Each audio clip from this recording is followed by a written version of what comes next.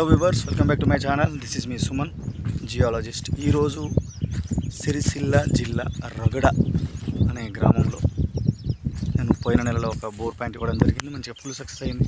అక్కడి నుంచి ఈరోజు ఒక ఆఫర్ వచ్చింది. చూద్దాం అన్నట్టుగా వచ్చిన వర్షాలు సరిగా పడట్లేదు కాబట్టి వీళ్ళు గడిచిన వారంలో 2-3 బోర్లు వేశారు, ఫెయిల్ అయినాయి.